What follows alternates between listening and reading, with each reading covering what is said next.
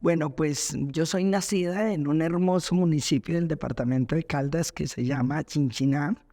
Toda mi infancia y mi juventud hasta culminar el bachillerato lo hice en el municipio de Chinchiná, donde mi padre era un maestro, una persona que educó a casi 3 generaciones en ese municipio, una persona por quien toda la vida he profesado una gran admiración, fue parte fundamental de mi formación.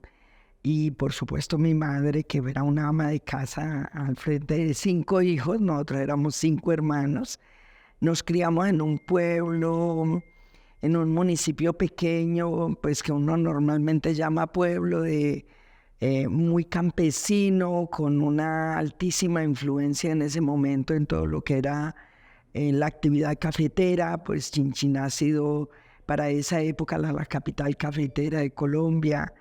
Mm, y, y pues muy cercana a Pereira, muy cercana a Manizales, ubicada en el eje cafetero. Fue una infancia normal de una familia de clase social, económica media baja. Pues los ingresos de mi familia eran los ingresos de mi padre como maestro. Nos educamos en las escuelas públicas, en las universidades públicas, gracias a que existen y existió esa posibilidad de educarnos allí. Tuvimos una influencia muy fuerte en todo nuestra formación, nuestros principios, pues de mi padre, que fue un gran académico, pero además un gran pedagogo de la vida. Somos con una formación además muy católica, típica de muchos países en esta región. Creemos mucho en la familia, creemos mucho en los principios éticos. Siempre escuchábamos de nuestro padre que uno en la vida debía progresar, pero siempre tener límites en que no se confundiera el progresar y salir adelante con las ambiciones. Eh, Nuestra infancia fue jugar en las calles del pueblo, lo que todos los de mi época jugamos, tapitas, lo que llamamos chucha o quemao. Esa fue mi infancia, y pues con una vocación mucha de estudio, porque así nos lo impregnó nuestro padre, que estudiáramos, que nos formáramos, pero una juventud y una infancia muy sencilla de pueblo. Compartiendo, nos gustaba mucho el deporte. En mi casa, un hermano que ya falleció y que fue oficial de la policía, fue un deportista muy destacado en ese entonces, pero todos los demás hermanos también éramos deportistas, practicábamos basquetbol, atletismo, y esa fue nuestra infancia: compartir con nuestros amigos, con nuestros vecinos, compartir con los compañeros de colegio, que eran cercanos todos. Pero fue una infancia feliz. Vivimos pues en medio de las limitaciones normales que teníamos por ser una familia humilde, pero vivimos una infancia muy bonita, muy feliz, compartiendo, y los recuerdos todos son muy gratos, compartiendo mucho con los vecinos, con los amigos y pues con la familia. Sí, mi padre era un maestro.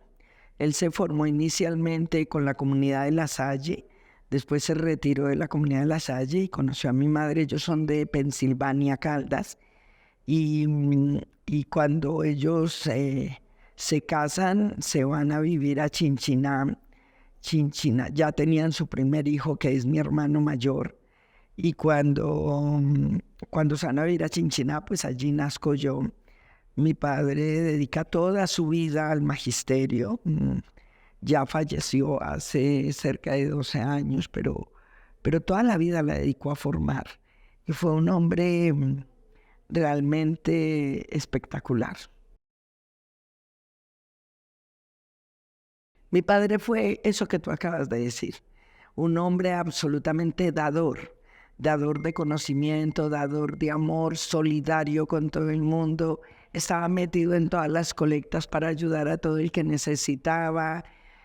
Siempre dijo algo muy lindo en medio de su impacto y su formación católica. Decía, caridad no es dar lo que te sobra, caridad es dar lo que te hace falta. Por eso siempre fue dador de mucho amor.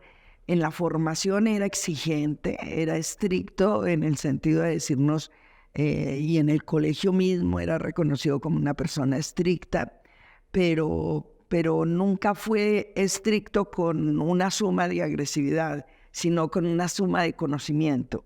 Siempre exigía, pero daba los argumentos y las razones de por qué.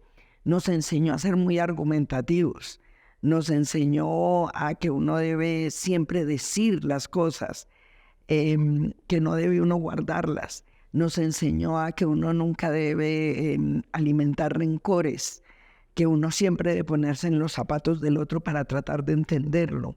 En la comunidad, en el pueblo, lo quisieron muchísimo y las generaciones que lo conocieron y lo reconocieron por ser una persona tan dadora. Era absolutamente un espíritu bondadoso.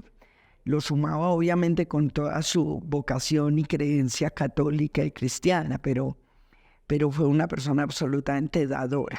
Nunca fue el reflejo de alguien fuerte o agresivo, era el que comprendía. Mi madre era un poco más estricta, pero él era el que siempre buscaba dialogar, resolver los problemas conversando, enseñándonos que los problemas nunca se resolvían con violencia. Fue un educador de amor, enseñó a querer al ser humano y a que tenemos que querernos, querer nuestro entorno familiar, ser solidarios con nuestro entorno familiar, y nos enseñó, por supuesto, a querer a la comunidad, a saber compartir con la comunidad.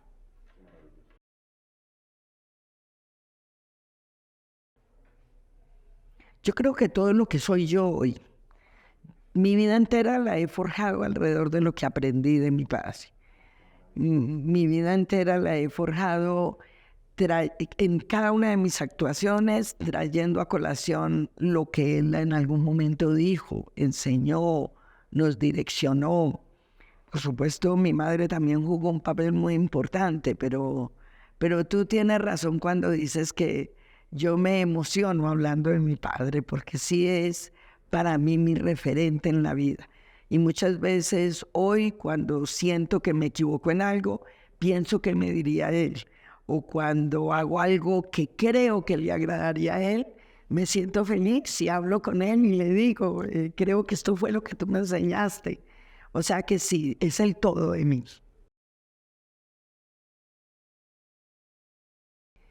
Los logros que he tenido en mi vida profesional, todos se los he ofrecido a él.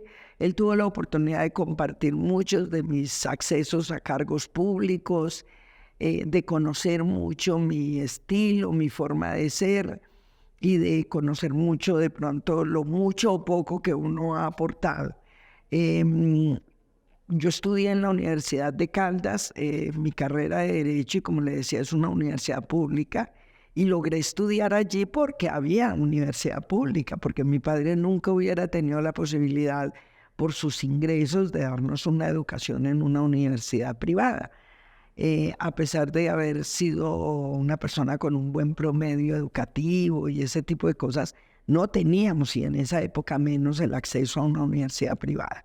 Estudié en una universidad pública, que es la Universidad de Caldas, ubicada en la ciudad de Manizales, y, y digamos que ese fue un primer logro grandísimo que él compartió muchísimo, como el logro de mi hermano mayor como médico en la Universidad Nacional aquí en Bogotá, porque su gran sueño como maestro era haber podido estudiar mucho más, haber logrado él estudiar mucho más. Como nunca lo logró, pues porque también tenía una obligación con sus hijos, con su familia, siempre enfocó que nosotros tuviéramos como una meta el ser profesionales. Y eso fue para él uno de los grandes orgullos, que sus hijos lográramos ser profesionales. Fue supremamente respetuoso de las decisiones de cada uno de nosotros. Hizo hasta lo imposible porque cada uno de nosotros lograra desarrollarse profesionalmente en lo que creíamos y queríamos. De los 5 hermanos, todos estudiamos lo que quisimos estudiar. Y cuando, por ejemplo, mi hermano mayor que estudiaba en la Nacional y mi tercer hermano que quiso estudiar, hacer carrera en la policía como oficial de la policía, mi hermano mayor en algún momento le cuestionó por qué. Y él decía, y él hizo que en la casa le entendiéramos que a cada uno se le respetaba lo que cada uno consideraba que debía hacer. Logró verme a mí crecer en mi municipio, porque yo termino mi carrera de Derecho. Mi primer cargo público fue siendo mensajera en un juzgado en Manizales. Yo fui citadora del Juzgado Tercero Superior de Manizales cuando existían estos juzgados. Y después él me ve llegar a mi pueblo de nuevo como profesional y me ve crecer como inspectora de policía, luego jefe de valorización, secretaria de gobierno, secretaria general, y después me ve como alcaldesa en el pueblo. Entonces, digamos que él disfrutó esos logros desde el punto de vista profesional que yo tuve, y para mí también fue muy satisfactorio verlo a él orgulloso de su hija. No, siempre me decía que todos los cargos eran para servir, que siempre teníamos que entender que servidor público lleva una palabra mágica que se llama servir, y que ese es el objetivo de llegar uno a un cargo público, servir a los demás.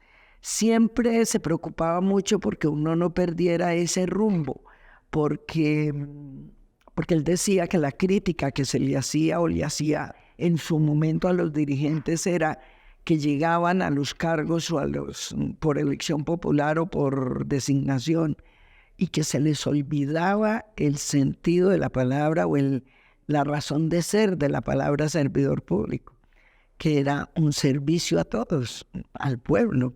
Entonces, digamos que esos mensajes eran supremamente trascendentales en esa filosofía básica de la vida en la que vivimos con él y compartimos con él.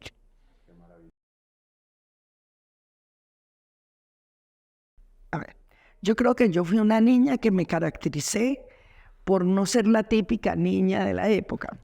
O sea, nunca me preocupé por las vanidades propias de una mujer.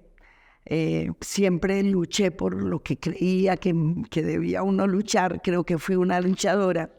Nunca dudé de la carrera que escogí. Creo que desde muy pequeñita siempre dije que quería ser abogada, pero porque asociaba la profesión de abogado con defender al amigo, defender al hermano menor, al hermano que no sé qué, de de pelear con alguien por algo. Entonces yo creo que, o sea, nunca pensé en otra carrera diferente a la de ser abogada. Toda la vida. Y yo en esa época, en mi casa el primer televisor fue cuando yo tenía 7 años, y recuerdo que lo primero que yo veía era un programa que había, que era americano, donde mostraban, por ejemplo, una academia, una universidad donde estudiaban Derecho. Y a mí eso me marcó. En mi infancia yo tendría por ahí 7 años, y siempre vi que eso era lo que yo quería hacer. Tuve la oportunidad de tener una gran amiga en mi pueblo, dentro de las amigas que tuve, que fueron varias, una gran amiga, su papá era abogado, y tuve la oportunidad de ver de cerca qué hacía un abogado. Entonces, desde muy niña soñé ser abogada, y aún sin tener la claridad de qué quería decir ser abogado, siempre asocié ser abogado con defender los derechos de uno y de los demás. Y creo que eso fue lo que me marcó. Hoy creo que lo logré, o sea, me siento absolutamente plena con la profesión que escogí.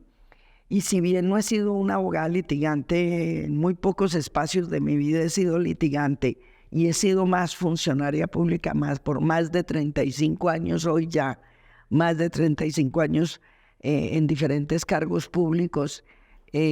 Siempre he encontrado esa relación de ser funcionaria pública con mi profesión, con mi carrera, y obviamente con eso que llevo desde el corazón y desde la... No, yo era rebelde. Yo era buena estudiante, pero era rebelde. Peleaba con los profesores, defendía a los compañeros, Era rebelde, era deportista, pero era contestataria. Y así, siempre en algún momento discutí.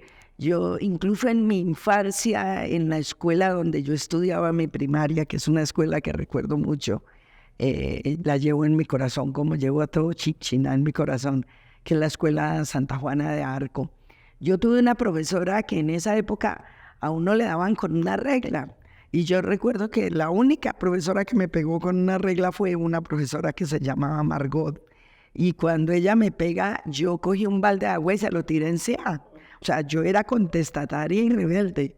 Eso me caracterizó toda la vida. ¿Qué le dijeron cuando? No, pues obviamente eso fue un escándalo. Y como mi padre era maestro en una escuela, en otra escuela de hombres, de varones, pues obviamente eso fue todo un tema tratado por todos los maestros del pueblo, porque una niña en primero de primaria iba y coge un balde de agua y se lo tira a la profesora. Pues obviamente eso era un acto de rebeldía y de grosería infinito.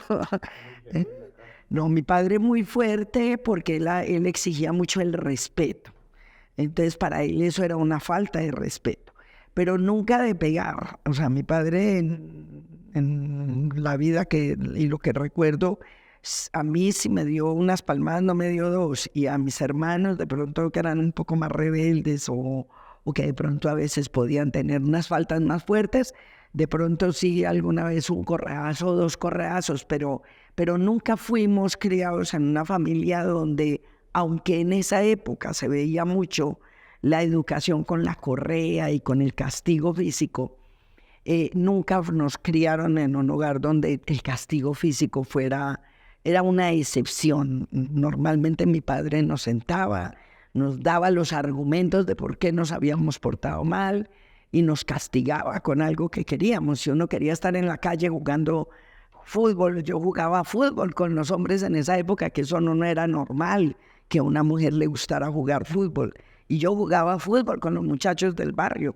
Entonces, mi padre, aunque era muy abierto y no me limitaba ni me quería encasillar en unos estigmas que había, cuando había un comportamiento inadecuado, lo sentaba a uno y lo castigaba, no físicamente, pero sí había el castigo. ¿Por qué? Porque para él el respeto hacia el otro primaba sobre cualquier cosa.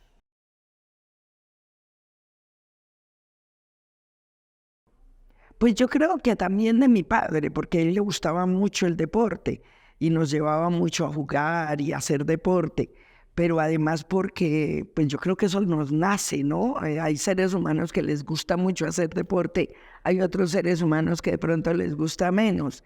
En mi casa, por ejemplo, mi hermana menor no fue tan deportista, pero a mí, por ejemplo, hubo una época en que sí, jugué basquetbol, hice atletismo, etcétera. Tuve otro hermano mayor que, por ejemplo, el que les digo que es médico de la Nacional, que él, por ejemplo, no era tanto que hiciera deporte físico, sino que, por ejemplo, era un excelente ajedrecista. Le encantaba jugar ajedrez y se sentaba con mi padre y con mi madre a jugar ajedrez. Pero en cambio el hermano menor después de mí, que es el que les digo que fue oficial de la policía y falleció muy joven de un infarto, mi hermano sí era un deportista de alto rendimiento. Se caracterizó mucho en su infancia, en su juventud, en su universidad, en la escuela de la policía, por ser un gran deportista. Entonces, digamos que yo creo que eso es como innato en el ser humano un poco, que le guste el deporte. Y lo segundo, que mi papá lo incentivaba. Nuestro padre incentivaba muchísimo que hiciéramos deporte.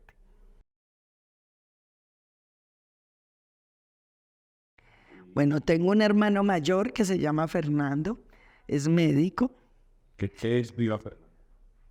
la réplica de mi padre. Es un hombre absolutamente generoso, humano, dador, siempre está dispuesto para todo el mundo, ejerce su profesión de médico con una verdadera vocación de servicio hacia las personas que tienen algún problema de salud. Es la réplica de mi padre.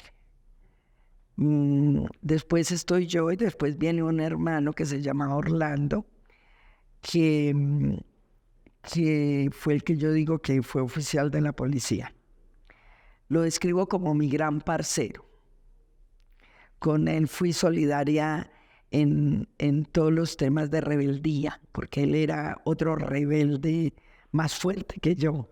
Entonces a veces me tocaba protegerlo, porque cuando uno es tan rebelde en esas épocas no era tan fácil. Hoy en día la rebeldía se acepta más fácil. Sí. Mm, eh, También fue un hombre maravilloso, le entregó su vida a la patria. Trabajó en la policía y se caracterizó por ser eh, uno de los hombres que más luchó en este país contra el flagelo del secuestro. Rescató a muchísimas personas y apoyó a muchísimas personas en este país en toda esa época de tanta violencia y tanto secuestro y, y muere siendo un oficial activo, estando en el Gaula. Hoy la medalla que le ponen en el Gaula a las personas que se destacan lleva el nombre de él. Fue una persona que luchó mucho contra ese flagelo, que expuso mucho su vida. Fue una persona maravillosa, un ser humano maravilloso. Murió de 42 años. Quedaron 3 hijas maravillosas y una esposa que tenía que también se volvió nuestra hermana, no de sangre, pero sí de corazón. Y sus hijas, que son otras hijas para nosotros. Em, sigue otro hermano que se llama Jorge Iván. Ese hombre es la mesura. Yo la defino como la mesura, como el hombre pausado, calmado y conciliador. Él es ingeniero de sistemas hoy en día, vive en la ciudad de Manizales y lleva muchos años eh, em, trabajando con una empresa en Manizales que es muy conocida, que se llama Incolma. Em, Ha sido un hombre que ha tenido una vida muy linda, tuvo una primera esposa que falleció con la que no tuvo hijos y después de ella tuvo una segunda esposa que hoy tienen 2 hijos maravillosos. Son unos niños preciosos que nos iluminan la vida a nosotros hoy en día, porque ya todos nuestros hijos están adultos, entonces ellos se vuelven nuestros niños. Y un nieto, digamos, que es hijo de uno de mis hermanos, de una de las hijas de mi hermano. Y la otra hermana mía, la menor, que es la niña. Sigue siendo nuestra niña. La describo como ese ser humano lindo que llega a una casa después de que hay 4 hermanos y que todos focalizamos en ella como nuestra niña, el amor que aprendemos a dar de hermanos hacia ella. Es una mujer también maravillosa. Hoy en día ella es administradora de empresas y hoy en día pues está independiente. Trabajó muchos años también en la rama de los seguros, pero ha sido esa hermana solidaria, esa hermana que siempre está con todos sus hermanos, que además de ser la consentida de todos, es la hermana que sirve de punto de apoyo para todos. Esos son mis hermanos. Y tengo un hijo, tuve un matrimonio. Mi esposo era un oficial del ejército. Fue un hombre que también jugó un rol vital en mi vida. Si bien hoy estamos separados, somos grandes amigos. Y tuvimos un hijo maravilloso, que creo que recogió de él y de mí lo mejor de ambos. Gracias. Mi hijo es físico de la universidad, egresado de la Universidad Nacional, está terminando ya la maestría en la Universidad Nacional sobre también un tema de física y es profesor ocasional allí en la universidad y está aspirando a un doctorado. Vamos a ver si se le cumplen sus sueños. Es mi vida. Mi hijo es mi razón de vivir, es mi vida. Creo que es el motor de uno. Yo sí creo que no es una palabra de cajón. Los hijos se vuelven un motor para que uno tenga deseos de hacer cosas, de salir adelante, de luchar y de trabajar por ellos. Mi hijo es todo para mí, es mi gran vida. Los 2 seres más maravillosos del mundo. Sí, cuando uno es estudiante uno cree que va a tener todas las herramientas y las posibilidades de hacerlo. Pero sí, la universidad marcó también en mi formación académica, obviamente, pues la línea hacia dónde voy, cómo me comporto el resto de mi vida profesional. Tuve profesores también maravillosos en la universidad. Recuerdo a muchos con mucho cariño. Eh, Alguien, el doctor José Fernando Calle Trujillo, que ya falleció, quien fue un apoyo para mí fundamental para que no desistiera de mi gana de estudiar, porque hubo momentos difíciles económicos que aparentemente no iba a poder continuar la carrera. Y él fue un apoyo fundamental. Él era el juez tercero superior de Manizales y fue quien me llevó a ser mensajera del juzgado para efectos de que yo pudiera continuar estudiando. Que uno no desiste, que luchar es nunca desistir y que uno luchar es nunca renunciar y nunca renunciar a lo que se quiere. Eso es luchar, mantener el propósito que se quiere y seguir e insistir a pesar de las dificultades. Y fue una persona que tuvo la oportunidad, porque yo estaba en tercer año de Derecho y pudo haberme dado otro tipo de puesto, pero me dijo: tú hoy no tienes sino teoría en la cabeza, tienes que ir a conocer la práctica. Y empieza desde el cargo de... Fue un ejercicio. Además, un ejercicio académico que hizo conmigo, porque me dijo, entras como, en ese entonces se llamaban citadores, y realmente el cargo de citador es el de mensajero. Dijo, tienes que empezar a conocer y a ver la práctica desde allí, desde lo que hace un mensajero en un juzgado. Fue una experiencia muy linda y fue una oportunidad grandísima que me ayudó muchísimo a terminar mi carrera.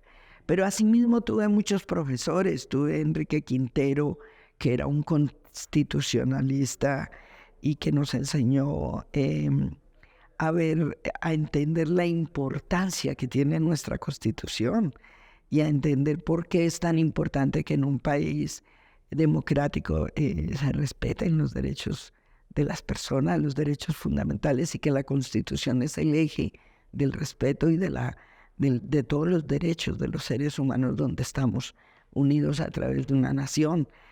Fue un profesor también excelente. El penal me gustaba, pero yo creo que el doctor Enrique y el doctor Vieira, que era un magistrado del tribunal, fueron en ese momento de mi vida, fueron los que marcaron un poco esa inclinación que después tuve por el servicio público. Creo que fueron algo importante. Y algunos otros profesores, pues que también se me escapan a veces los nombres, pero la universidad fue una experiencia también muy linda, maravillosa. Me tocó la época en que en la Universidad de Caldas estaba estudiando Bernardo Jaramillo Ossa, que después fue un gran líder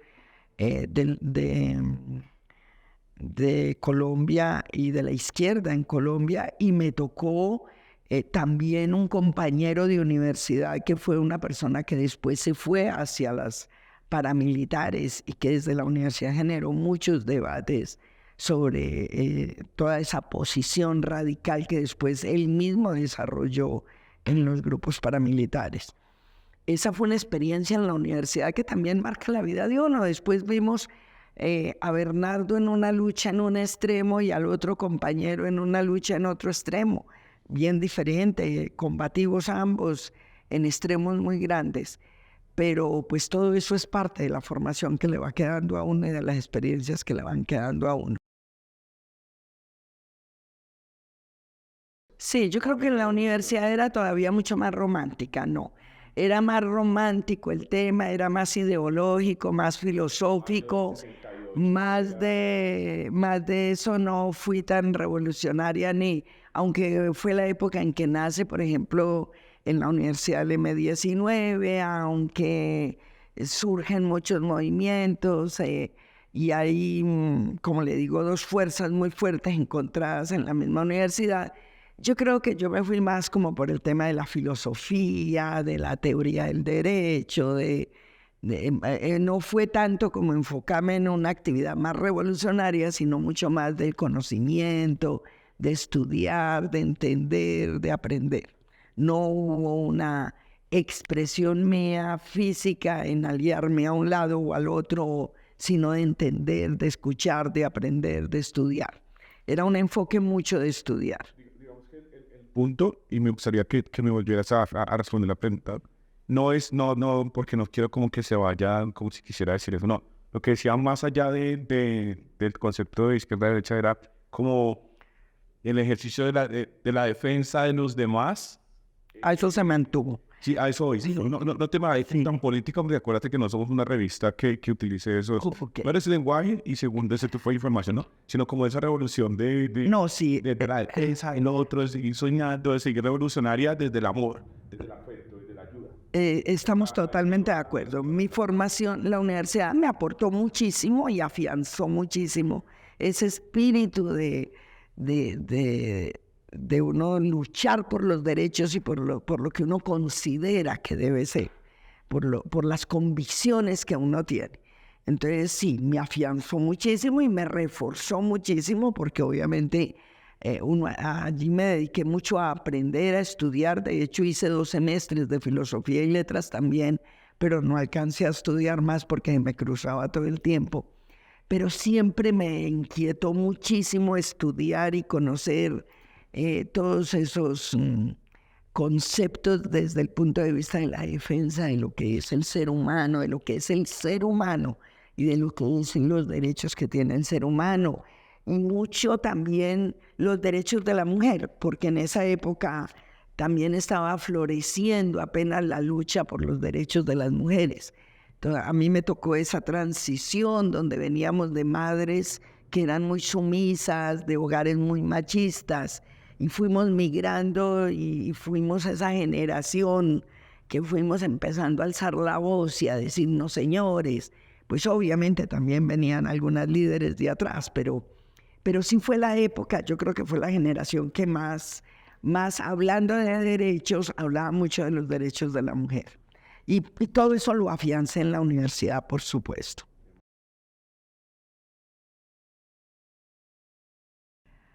Bueno, hay muchas anécdotas, pero de pronto yo creo que hay algo importante que yo aprendí en la universidad y fue la solidaridad.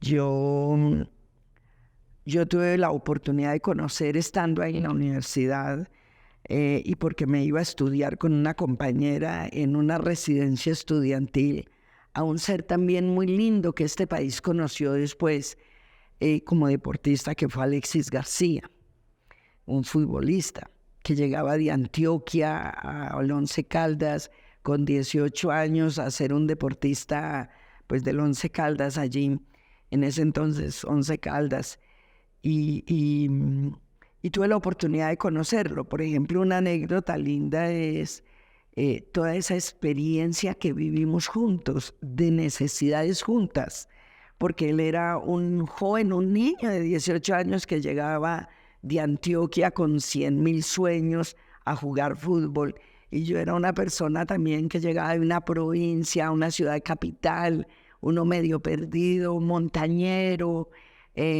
con una cantidad de sueños de poder estudiar, donde la solidaridad nos enseñó, porque unimos esfuerzos los dos para tratar de salir adelante en una ciudad donde ambos éramos desconocidos. Él, que llegaba de Medellín, que no tenía familia, no tenía amigos, y yo, que llegaba de un pueblo que aunque fuera cercano, uno nunca iba a la ciudad capital. Entonces, él me apoyaba muchas veces con su espacio físico para que yo pudiera ir al cuarto donde él vivía a poder estudiar. Y yo lo apoyaba a él como con un entorno de amistad, con una familia, con afecto para que no se sintiera tan solo en una ciudad. Entonces yo creo que allí una experiencia que yo destacaría, esa solidaridad que generamos, por ejemplo, Alexis y yo, que dejó sembrada una amistad muy linda que hoy todavía perdura con él. Bueno, yo termino materias en la Universidad de Caldas y todavía no me gradúo porque falta hacer lo que se llaman los preparatorios para uno poder acceder al título. Y yo termino las materias en la universidad y me voy a hacer lo que se llama la judicatura a mi pueblo, donde obviamente en el municipio, en la alcaldía, me dan la oportunidad de ser inspectora de policía, que era un cargo que me servía para poder cumplir un requisito que era 1 año de judicatura. Estando en el cargo es cuando se viene la avalancha del Nevado del Ruiz y cuando tenemos que enfrentar como ciudad o como municipio semejante catástrofe que generó en Chinchiná más de 3.000 muertos.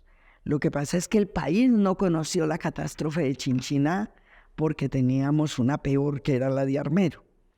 Entonces, aunque la avalancha o las avalanchas que generó el Nevado del Ruiz, una se fue hacia la zona de Armero por el río que salía por un costado y otra fue la del río Chinchiná que llegó a Chinchiná y que hubo varios barrios que se los llevó y arrasó y tuvimos varios muertos y tuvimos toda una situación de crisis terrible. El mundo, y más que todo en Colombia, los medios de comunicación en ese momento, pues no existía todo lo que existe hoy. No existía ni el celular todavía, para que más o menos se ubiquen de qué año estoy hablando. Pues obviamente conocía era lo de Armero, era lo que generaba la mayor noticia. Entonces, la experiencia de ser tan joven, de 22, 23 años, acabando de salir de una universidad y vivir una tragedia de esa naturaleza, también creo que fue una experiencia que marcó muchísimo mi vida, porque fue una catástrofe definitivamente para mi municipio.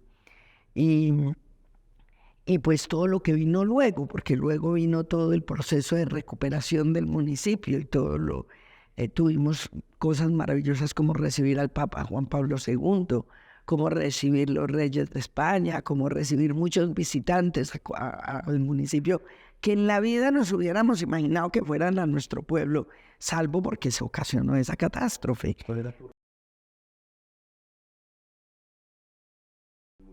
Yo estaba de secretaria general y tuvimos la oportunidad de recibir con el alcalde Eduardo González Montoya, que era el alcalde de ese momento, al Papa. Por ejemplo, para mí eso fue de las cosas máximas que he tenido oportunidad en la vida, de poder saludarlo y hablarlo. Claro, fue algo maravilloso. O sea, a pesar de que veníamos de esa tragedia, tener la oportunidad de tener el Papa en nuestro municipio fue una cosa apoteósica. Obviamente toda la experiencia de conocer un proceso de reconstrucción de un municipio, de conocer los dramas de cada familia víctima de esa catástrofe, de conocer una política pública que se generó desde el gobierno nacional con una organización que llamaba Renacer para poder tratar de llegarle a cada una de las víctimas el dolor de esas familias que perdieron y que murieron allí, de los que quedaron vivos y toda la pérdida que tuvieron. Todo eso fue una experiencia no solamente desde el punto de vista profesional y desde la administración pública, sino que también fue una experiencia emocional muy grande, de sensibilidad hacia el dolor de los demás, de conocer el dolor y cómo la gente maneja el dolor y cómo a veces la gente utiliza el dolor.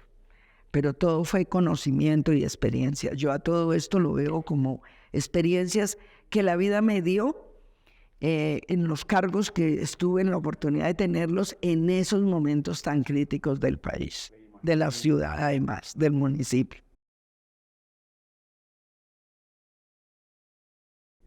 Siempre. Y la solidaridad. Siempre, siempre. Además porque mi padre para esa época, él hacía parte de un grupo en Chinchiná que se llamaba la Sociedad de San Vicente de Paúl. Y todo el tiempo recogían dinero, recogían ropa, recogían mercado y se lo pasaban repartiendo toda esa sociedad de San Vicente de Paúl, llevándole a las familias más necesitadas, ayudando a las familias que de pronto estaban en condiciones más críticas. Entonces, siempre la presencia de mi padre jugó un rol importantísimo en todo lo que nosotros también hacíamos. Casi que uno también buscaba unir fuerzas con todas estas que hoy llamamos la sociedad civil para que pudiéramos desde el Estado mismo, desde el municipio y con todos ellos, lograr llegar y tocar a esas familias que tenían los dramas que tenían tan terribles, porque la pérdida para muchas familias en Chinchiná, y más que todo campesinas, porque él fue por donde pasó el río y arrasó con todo, con las viviendas, con familias, con todo.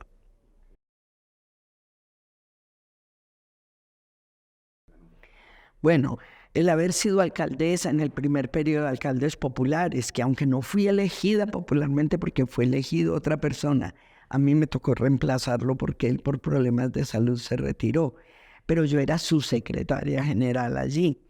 Y todo el periodo prácticamente, porque él desde que se posesionó se enfermó, entonces yo lo reemplacé en calidad de encargos y luego lo reemplacé en forma definitiva. Esa experiencia de ser alcaldesa en un municipio donde apenas estamos aprendiendo qué es la descentralización administrativa y en un municipio que está saliendo de toda una crisis que fue la emergencia del Nevado del Ruiz, fue una experiencia única que creo que me formó muchísimo en la función pública. Me dio mucho conocimiento, conocer integralmente qué es un municipio, los diferentes sectores, conocer un poco del sector de salud, del sector de educación, del sector de transporte, de cada uno de los sectores en los que uno se mueve como alcalde para atender las necesidades de su municipio. Pues obviamente eso marcó mi vida profesional, me dio carácter, me dio fuerza, me dio capacidad de tomar decisiones, porque desde muy joven me enseñó a tomar decisiones. Me potencializó ser fuerte y tener capacidad para reaccionar, porque en una administración de ese tipo todo era aprendizaje. El país estaba migrando a una experiencia de la descentralización administrativa, tratando de entender qué quería decir descentralización administrativa.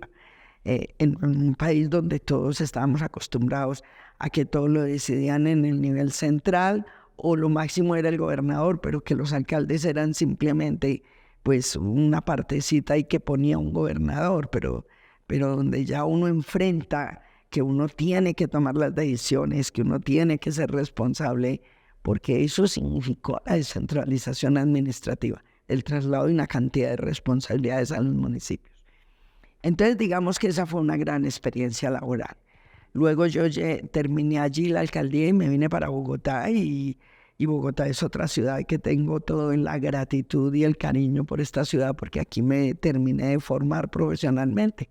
Yo llegué acá a un contrato con el Fondo Rotatorio del Ministerio de Justicia que en esa época existía y luego pasé a la Superintendencia de Transporte de Notaría y Registro donde tuve la oportunidad de trabajar cerca de 4 años donde conocí una mujer también que jugó un rol importantísimo en mi vida profesional, que es la doctora Marta Bamón de Restrepo, una mujer que era superintendente en ese momento, pero a quien también le aprendí muchísimo, muchísimo. Después trabajé con ella en su oficina, después tuve la oportunidad de trabajar con ella en Telecom cuando fue secretaria general de Telecom, y a través de ella conocí a una persona que fue el doctor Fernando Álvarez, quien llegó a la Secretaría de Movilidad de Bogotá y fue quien me llevó a la Secretaría de Movilidad. Y a partir de ese momento yo incursiono en todo lo que es el sector tránsito y transporte y a partir de ahí me formo totalmente en este sector que además me apasiona, me enamoro de este sector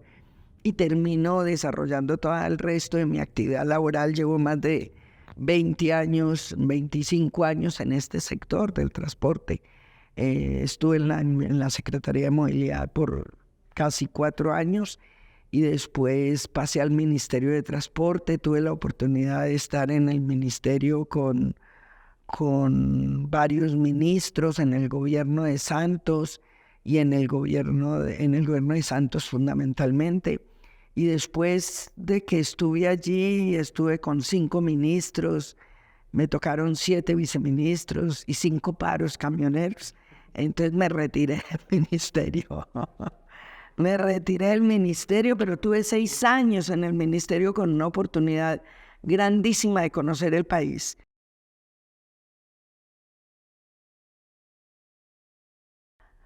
No, pues uno siente mucha frustración de escuchar a veces muchos reclamos que pueden ser válidos y mucha frustración a veces por reclamos que son injustos, que no son tan justos y que cuando uno está a este otro lado ve que no tienen la razón en todo, reconociendo que pueden tener la razón en muchas cosas. Pero también se siente una gran satisfacción cuando uno logra aportar un granito de arena en los problemas, solucionando los problemas. Entonces, digamos que allí la experiencia de los paros era, pues primero, es el conocimiento de cómo manejar situaciones de crisis como las que llegábamos a tener. Pero lo segundo es que uno termina entendiendo algo que es muy importante, que es el mensaje de nuestro presidente hoy. Es que los conflictos nunca se terminan resolviendo con las luchas armadas, ni con las protestas, ni los bloqueos en las calles. Los problemas siempre terminan resolviendo en una mesa y con diálogo. Usted por más que haga una protesta, por más que bloquee, por más que genere toda la afectación que genere, usted siempre termina sentado en una mesa dialogando. Y eso es lo que uno aprende de esas mesas de diálogo y de esas mesas con los camioneros. Claro, ellos utilizan los paros, los bloqueos, las protestas, y reconociendo que es un derecho que le asiste a todos de poder protestar y alzar la voz cuando consideran que no es justo. Lo que sí es cierto es que por más que hagamos, siempre cualquier cosa que reclamemos se resuelve en una mesa, y en una mesa de diálogo, y en una mesa donde tenemos que entender primero esas diferencias para poder buscar las soluciones. Entonces, ¿qué se siente? Se sienten a veces frustraciones por temas específicos, pero se sienten grandes satisfacciones cuando uno ve que uno pudo aportar en algo, en la solución de algún tipo de problema o de conflicto. Y más en un sector que uno quiere tanto. Yo amo este sector. Creo mucho que este sector del transporte en general es uno de los sectores más importantes del país y generan y es uno de los grandes pilares de la economía. Y por supuesto, creo que todos los conflictos que tenemos en el entorno de los diferentes modos y de las diferentes modalidades de transporte, con todos tenemos que estar sentados dialogando y buscando soluciones.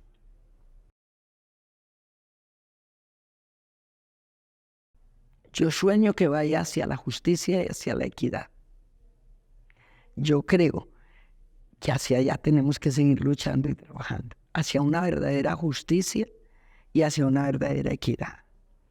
A que haya un equilibrio en todo, a que no tengamos esas grandes diferencias.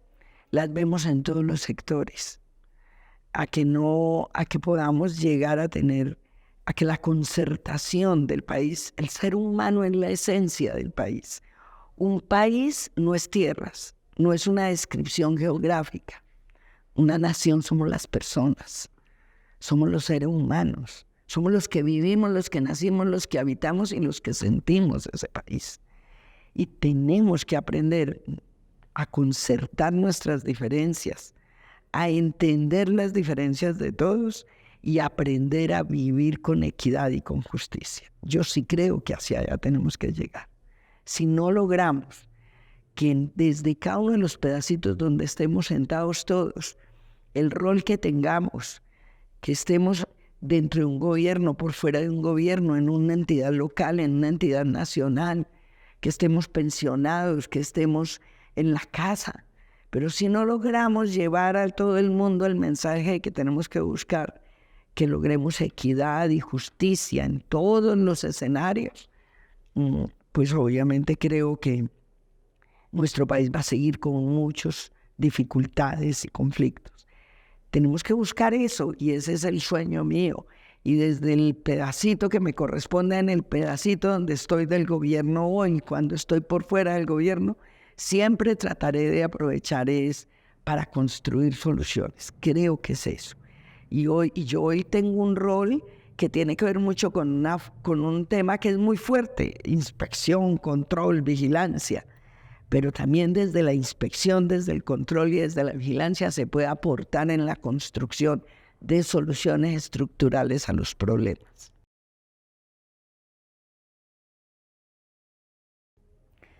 Bueno, la superintendencia es una entidad que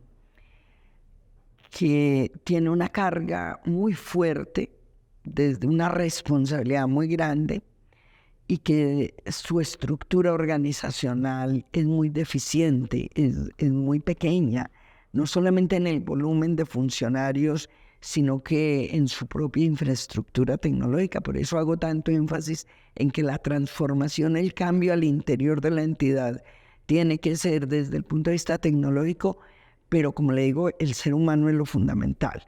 Por lo tanto, también creo que debe haber un ejercicio importante y hacer un esfuerzo importante para transformar la superintendencia en una entidad que sea más justa con sus funcionarios. Sus funcionarios hoy no tienen las mejores condiciones laborales, no tienen las mejores condiciones salariales, ni siquiera comparándose con otras superintendencias del país.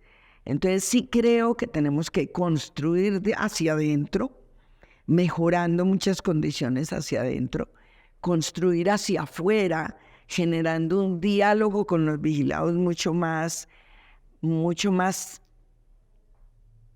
eficaz y mucho más eficiente. Y creo que eso se logra a través del uso de las tecnologías, donde logremos, aprovechando herramientas tecnológicas, no solamente mejorar nuestra capacidad de trabajo, sino generar un mejor diálogo con nuestros vigilados. ¿Para qué? Para cumplir todo nuestro objetivo misional, porque nuestro objetivo misional es uno de nuestros grandes compromisos desde el punto de vista funcional, es proteger a los usuarios de un servicio y garantizar que ese servicio, que se llama transporte y tránsito o movilidad, tengo el deber de proteger al usuario.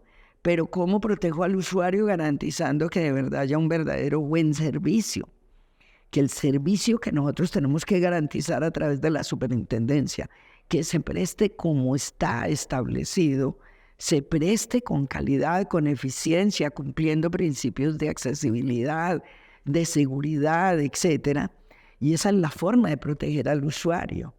Entonces, mire que tenemos dos grandes funciones estructurales y en la mitad tenemos una actividad grandísima misional que es generar promoción y prevención, precisamente para evitar muchas conductas inadecuadas que van a terminar después con sanciones. Entonces, hacer la combinación perfecta entre la función que hay de proteger al usuario, entre la función que hay de garantizar un verdadero servicio y la función de generar la promoción y la prevención como una acción preliminar antes de que yo me vaya a sancionar, ¿sí? Pero que es promoción y prevención hacia estos para que presten un buen servicio, y promoción y prevención hacia los usuarios para que también entiendan que tienen deberes y derechos que cumplir, porque es que el usuario también a veces se vuelve incitador del incumplimiento de las normas. Entonces, lograr ese encaje perfecto de esas tres funciones misionales es un gran reto, y es el gran reto que tenemos y que yo quiero venderle a los funcionarios de la entidad, que es nuestro gran reto, que como personas hay que mejorar las condiciones laborales, porque la superintendencia sufre de una migración permanente de trabajadores, precisamente porque encuentran otras oportunidades laborales mejor pagas. Entonces se nos escapa el conocimiento, la experiencia de mucha gente por eso. De lograr este encaje perfecto con gente y con personal que ame la entidad, que la quiera, que quiera luchar por ese trabajo, ese es el gran reto. Eso es lo que considero el gran reto. Durante todo el año llevamos en un proceso de transformación digital. Ese es nuestro gran eje central, es dar un gran salto en la transformación digital. Ese es nuestro gran reto desde ese punto de vista. Y transformación digital significa aprovechar todo lo que hoy tenemos, todo lo que existe y existió y ha existido desde antes, mejorarlo en la medida de lo posible y saberlo integrar y articular. Y esa es una línea dentro de la transformación digital, esa es una de las grandes líneas. Es esa arquitectura empresarial en temas de tecnología, pero aprovechando todo lo que hay y las nuevas tecnologías y lo nuevo que existe, porque esto es muy cambiante. La segunda gran línea dentro de esa transformación digital es lograr que nuestro proceso sancionatorio sea digital, que que tengamos todo el proceso virtualizado, que tengamos un control total del paso a paso del proceso, que logremos una pureza en la prueba de la que va a generar el proceso sancionatorio, que garanticemos esos derechos fundamentales a un debido proceso, a un derecho a la defensa, porque no podemos hablar de que defendemos los derechos de las personas, pero nosotros los violemos no respetando un verdadero derecho a defenderse para aquellos vigilados. Entonces, el proceso sancionatorio como tal, esa actuación administrativa que tenemos como responsabilidad de adelantar cuando estamos frente al incumplimiento de una norma de tránsito de transporte, debemos garantizar que sea perfecta. Pues lo perfecto no existe, pero que sea lo más perfecto posible. Es decir, que podamos lograr que no hayan una cantidad de factores de corrupción, factores humanos que a veces intervienen y distorsionan el buen sentido de la función. Entonces, en la medida en que podamos implementar tecnología, virtualizar, tener barandas virtuales, que el ciudadano, el vigilado desde su casa, desde su empresa, tenga el conocimiento exacto del paso a paso de su proceso, cómo va, tengamos el control en ese sentido, creo que es uno de los grandes retos de esta entidad. Eso lo tenemos como un propósito. Por ejemplo, ya iniciamos a hacer la labor en una primera fase, que es el recaudo de pruebas, pero vamos como una meta para el año 2024 tratar de implementarla en su totalidad. Y la tercera línea dentro de esa transformación digital, que la primera es la arquitectura de datos, la arquitectura empresarial. La segunda, el proceso sancionatorio como un proceso todo digital. Y la tercera que queremos es desarrollar una gran capacidad de analítica de datos. El país tiene mucha información. Las concesiones viales me suministran mucha información.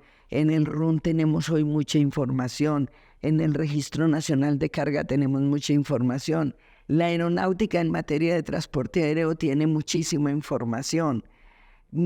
Todas las áreas diferentes del puerto, los puertos, cada uno de los puertos autorizados, los privados y los públicos tienen muchísima información.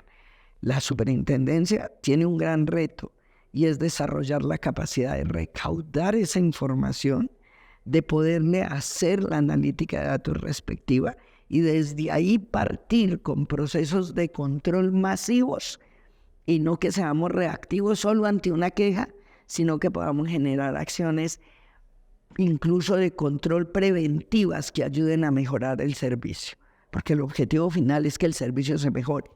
Entonces, ese es el otro gran reto, desarrollar toda una línea de analítica de datos importante en ese sentido. A ustedes mil gracias. Hacía mucho rato no hablaba de mí tanto. No, hace años que no hablaba de mí tanto.